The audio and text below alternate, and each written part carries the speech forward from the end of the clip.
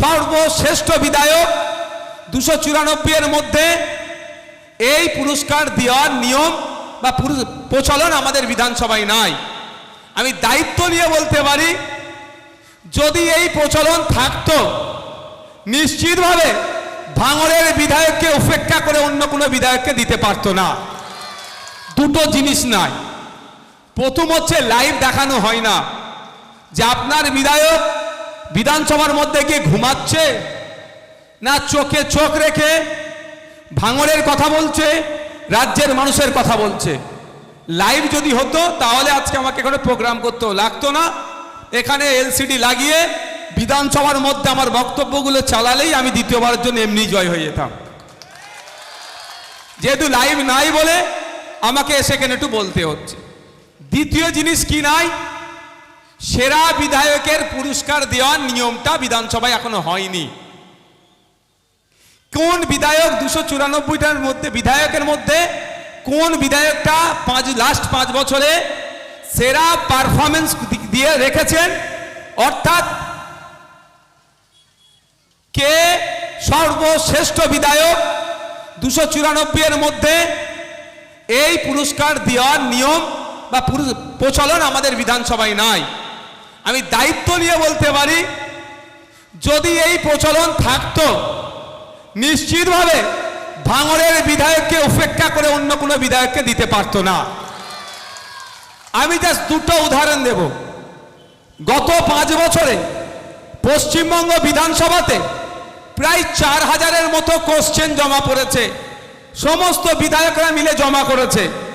আর ভাঙড়ের বিধায়ক তথা নওশাদ সিদ্দিকীর ওখানে একার কোশ্চেন জমা পড়ার সংখ্যা হচ্ছে 450-এর অধিক। এটা হিসাব করে দেখে নেবেন অ্যাভারেজটা কত। কি কোশ্চেন? ভাঙড়ের এই হিমঘর, ভাঙড়ের রাস্তাঘাট, ভাঙড়ের পানীয় জলের সমস্যা, রাজ্যের সমস্যা, সুন্দরবনের সমস্যা, এয়ারপোর্টের জন্য কি জায়গা নেবে সে নিয়ে, শিক্ষা, স্বাস্থ্য, কর্মসংস্থানের উপরে একাধিক প্রশ্ন করতে করতে প্রায় 450-এর অধিক কোশ্চেন আমার জমা দেওয়া আছে। কেন বললাম শ্রেষ্ঠ বিধায়কের কথা? কাজের নিরিখে বলছি। মেনশন পর্ব বলে একটা শিডিউল আছে, একটা সময় থাকে, 1 থেকে 1.5 মিনিট সময় পাওয়া যায় এই মেনশনে।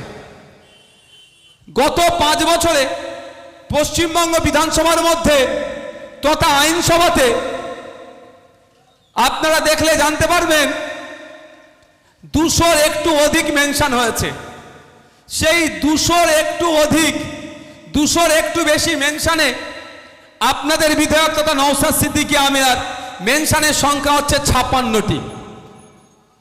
200-র অধিক মানে 210-15টা মেনশন হয়েছে, ওখানে আমি একা করেছি 56টা। ওই মেনশনে কি আছে? এই ভাঙড়ের উন্নতি, ভাঙড়ের লেদার কমপ্লেক্সের সমস্যা, ভাঙড়ে যে হিমঘর পাওয়ার গ্রিডকে কেন্দ্র করে একটা অশান্তি হয়েছিল, চাপিয়ে দেওয়ার চেষ্টা হয়েছিল, তারপরে এগ্রিমেন্ট হয়েছিল হিমঘর কবে মানুষের স্বার্থে খুলবে, এখানে নতুন বাস রুট, এখানে ভাঙড়ে 2 নম্বর ব্লকে একটা গার্লস কলেজ, যে হসপিটালগুলো আছে তার দুরবস্থা কাটিয়ে তোলা, ভাঙড় সহ রাজ্যের মানুষের সমস্যা নিয়ে আমি মেনশন করেছিলাম। শুধু তাই নয়, গুরুত্বপূর্ণ বিষয় নিয়ে যখন আলোচনা হয়েছে সেখানে অংশগ্রহণ করে রীতিমতো মানুষের পক্ষে আমি সওয়াল করেছি। দুর্ভাগ্য, দুটো নিয়মই এখন নাই, লাইভ টিভিও হয় না, আর কে শ্রেষ্ঠ বিধায়ক সেটাও। যেমন লোকসভাতে আপনাদের জানিয়ে রাখা দরকার, লোকসভাতে কিন্তু এই সিস্টেমটা আছে, কে শ্রেষ্ঠ বিধায়ক তার নির্বাচনের জায়গা। যাক, আমি ওই প্রসঙ্গে যাচ্ছি না, আমি টু দা পয়েন্ট আসব।